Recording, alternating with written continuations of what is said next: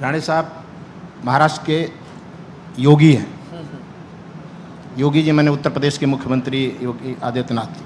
आप लोगों ने देखा होगा कि कभी भी हिंदुत्व पर कोई आँच आती है या कोई प्रहार करता है तो नीतीश राणे जी डबल प्रहार करते हैं। शिप बिल्डिंग के लिए, बिजनेस करने के लिए, जिसमें लोगों को महाराष्ट्र की इकोनॉमी और रोजगार दोनों कैसे आगे बढ़े और कैसे ज़्यादा से ज़्यादा लोग इसका लाभ ले सके, आपकी सरकार इस दिशा में क्या कर रही है? पहले तो धन्यवाद कि आपने मुझे यहाँ बुलाया और इस मंच पे हमारे महाराष्ट्र के महायुति के सरकार का विजन रखने के लिए हमको मौका दिया। मेरे पास जो दो डिपार्टमेंट है, पोर्ट्स और मत्स्य व्यवसाय, फिशरीज, और जैसे अभी कुछ देर पहले ही आपने आदरणीय मुख्यमंत्री जी का विजन हमारे महाराष्ट्र के लिए सुना और उसमें मुख्यमंत्री जी ने पोर्ट लेड डेवलपमेंट, इसके ऊपर काफ़ी बातें आपको कही। वाडवन पोर्ट ये हमारे देश के लिए एक महत्वपूर्ण पोर्ट है ही, कि प्रकल्प है ही, मगर उसके साथ जो शिप बिल्डिंग, शिप ब्रेकिंग और शिप रिपेयर, ये तीनों चीज़ों के बारे में जब भी आप कहते हैं, और हमारा देश और हमारा महाराष्ट्र इस तीनों सेक्टर में काफ़ी पीछे रहा है। मगर पिछले बजट में हमारे पंतप्रधान नरेंद्र मोदी जी ने मैरीटाइम सेक्टर के लिए 25,000 करोड़ का अलॉटमेंट हमारे बजट में किया है। और इस मैरीटाइम सेक्टर को, इस ब्लू इकोनॉमी को ज़्यादा से ज़्यादा प्रमोट हम कैसे कर सकते हैं, इसके लिए केंद्र और राज्य की सरकार, हम लोग दोनों तरफ से काम करना शुरू हुआ है। मैं पांडे जी आपको बताना चाहूँगा कि हमारे महाराष्ट्र की सरकार ने पहले 100 दिन में हमने हमारी महाराष्ट्र सरकार के माध्यम से शिप बिल्डिंग, शिप रिपेयर और शिप ब्रेकिंग की पॉलिसी लाई। और हमारा महाराष्ट्र इस देश में पहला ऐसा राज्य है जिसके पास खुद की ऐसी एक पॉलिसी है। और इस पॉलिसी के अंदर में यहाँ काफ़ी बड़े उद्योजक भी है और काफ़ी इस सेक्टर में काम करने वाले लोग भी है।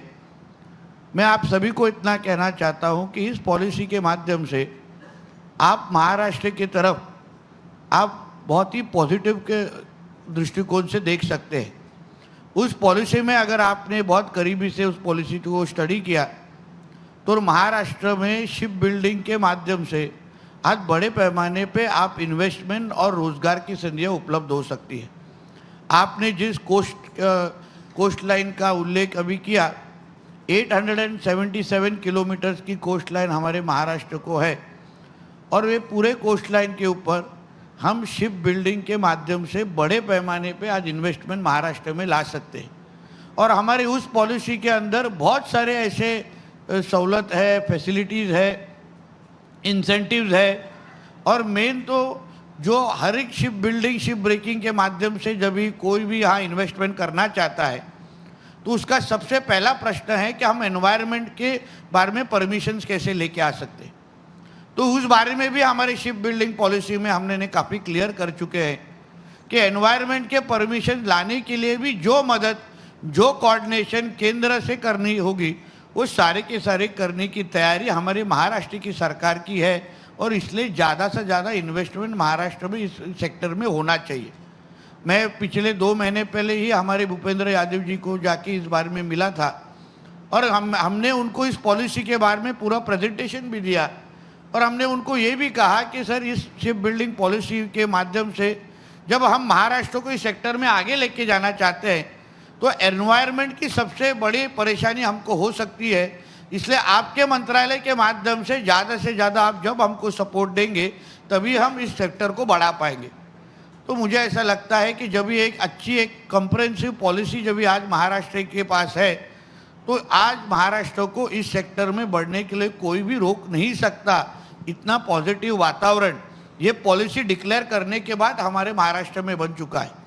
काफ़ी बड़े से बड़े प्लेयर्स आज महाराष्ट्र की तरफ काफ़ी पॉजिटिव तरीके से इस शिप बिल्डिंग, शिप रिपेयर और शिप ब्रेकिंग के तरफ के सेक्टर के माध्यम से देख रहे हैं।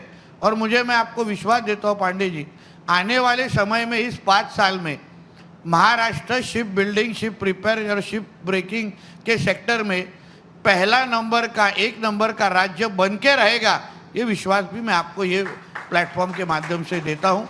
इसलिए इस सेक्टर में आगे जाते वक्त ये जो आपका जो आज ये प्रोग्राम का जो थीम है, वो पूरे टीम के अंदर हमारा पोर्ट्स, हमारे सरनाईक जी का ट्रांसपोर्ट, ये सारे सेक्टर बहुत महत्वपूर्ण रोल आगे जाके प्ले करने वाले हैं। एमएमआर रीजन के अंदर हम जब आज मेट्रो की बात करते हैं, ट्रांसपोर्ट की बात करते हैं, उसी के साथ अभी हम वाटरवेज और वाटर ट्रांसपोर्ट की भी हम बड़े पैमाने पे बात हम लोगों ने प्लानिंग शुरू की है।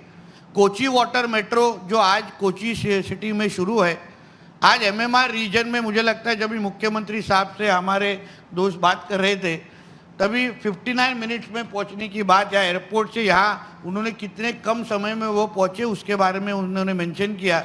जब भी हम इधर कोची वाटर मेट्रो शुरू करेंगे, वाटर ट्रांसपोर्ट शुरू करेंगे, तो 59 छोड़िए 15 से 16 मिनट में, मैक्सिमम 20 मिनट में आप हमारे नरीमन पॉइंट तक पहुंच सकते हैं। इस तरीके की वाटर ट्रांसपोर्ट का नेटवर्क हम हमारे मुंबई में एमएमआर रीजन में तैयार करने की हमारी कोशिश है। तो इसलिए समय बदल रहा है, सरकार में बैठे हुए लोग रिजल्ट लेना चाहते हैं, एक विजनरी मुख्यमंत्री जी हमारे साथ में है, इसलिए महाराष्ट्र को अभी नंबर 1 होने से कोई भी रोक नहीं सकता। इस तरीके का वातावरण हमारे महाराष्ट्र में है।